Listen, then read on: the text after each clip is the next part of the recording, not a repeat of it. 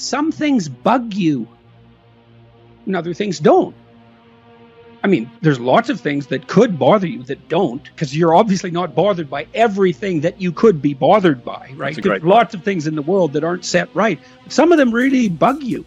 Maybe they make you cynical and bitter, you know? Oh God, look at how the world is constituted. It's so awful that I can't sustain my faith in the sight of that. It's like, well, you've got something to do there, guy. That's your problem. Why? Who knows? I would say the reason is that it's your destiny calling to you in the form of guilt over unfulfilled obligations. You have an instinct for growth. That's not a mystical statement. It's part of being human. We don't reach the limits of our potential.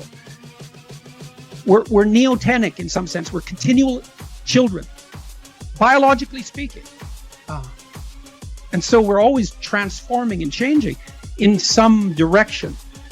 What direction? Well, your conscience tells you, at least in part, this bugs you. Well, it's your problem. Now, you may have to investigate that and straighten it out, because even your formulation of what bugs you is likely to be ill-constituted. But still, that's something calling to you. And you avoid it at your peril, and everyone else's peril too. And it is, see, that's the way that your biology manifests itself in such a sophisticated manner. It's beyond you. It's like your better self is attempting to manifest itself by torturing you with a set of problems that you need to address. And then you can refuse that, but then all the meaning goes out of your life if you do that. That's not good. We're developing something now to help people turn problems into goals. I have a problem. Well, sure you do. Okay, what's your problem? Okay, well, how do you turn that into a goal? So that's so interesting if you think about it that way, is that that's your goals, your problems. What should I do with my life? Well, what problems do you have? Well, there you go. Solve those. I'm not being flip about this. That's where the answer is to be found. That's not happiness. And happiness has those problems you already described. You know, it's got this now focused impulsivity. And you know, I've been hard on happiness as a pursuit, and perhaps too much so, because I haven't had very much happiness because I've been so ill for the last while. And you know, it's possible that I've undervalued it. Perhaps not, but it's possible. In any case, if it comes along, you're a fool if you don't welcome it. But it's still not the proper pursuit. I suppose to some degree it's not deep enough. Do not punish what you want to have happen. So here's an example. Imagine that you've married someone that you find attractive. And then imagine that other people find that person attractive as well, and that's actually somewhat threatening to you. And then instead of dealing with the fact that you're threatened by the very thing that you were attracted to and that you're blessed to have, you start to punish the person that you're with when they manifest themselves as attractive. Well, you do that for 10 years and the attractive person is no longer there. And then you're going to be angry at them, even though it was completely your fault. You know, because if you punish someone for the manifestation of a desirable virtue, it really hurts them. And because people are, you know, it's so interesting to watch what happens when people stop me on the street, especially if they're shy and maybe somewhat damaged. They want to tell me about something good they've done, but they're very hesitant about it because their experience has been that if they reveal something good they've done, they either get ignored or punished. And so they don't want to do it. They're afraid. But if they do it and then they get a reward, well, they're unbelievably happy about that. But that's a good example because it's very common for people to experience punishment for their virtue. And, you know, you can do that with your kids too if you're jealous of them. I mean, maybe you have a kid who's really bright. He's brighter than you. It's like, are you so sure you're happy about that? And how do you know that you're not going to punish that child because you're jealous? And if you think you're not that sort of person, well, you should think again, because people are that sort of people. And perhaps you can train yourself not to do it, but envy is a pretty common human emotion, and the probability is that you're reasonably prone to it.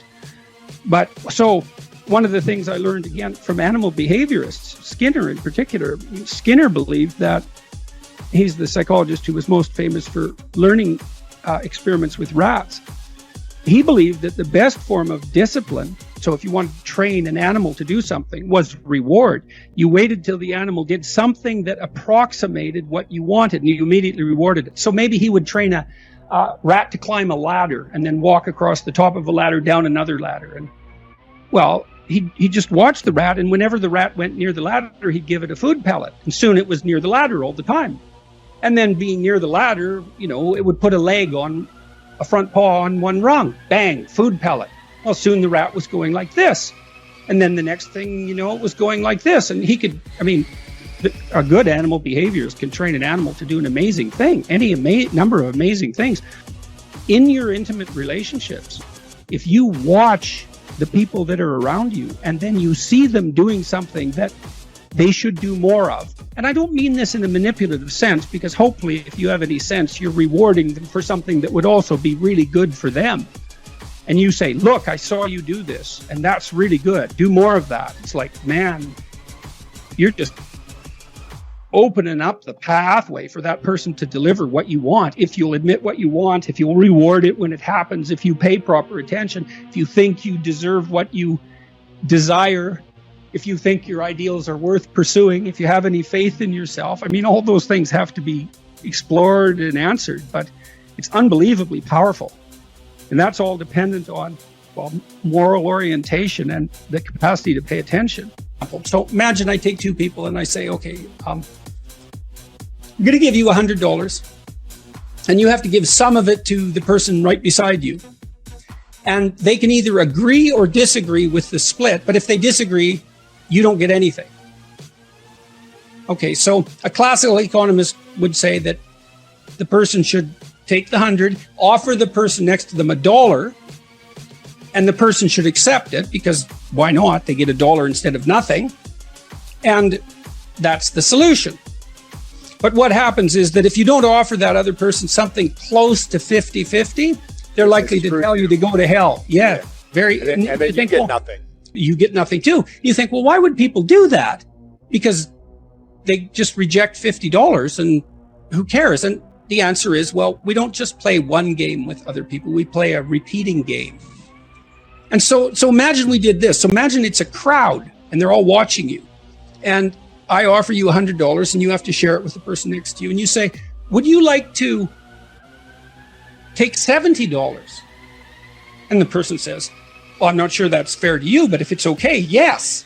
But then everyone else sees that. And now they all have an opportunity to pick who they're going to play with next. Well, you're not going to get picked last, are you? Remember what you told me? You didn't want to get picked last, right? I did not. Okay, so what you did was you turned yourself into an athlete. A machine.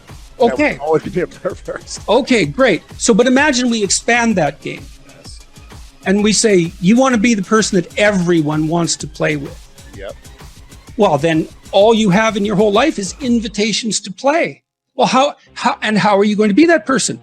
Be productive, straightforward, generous.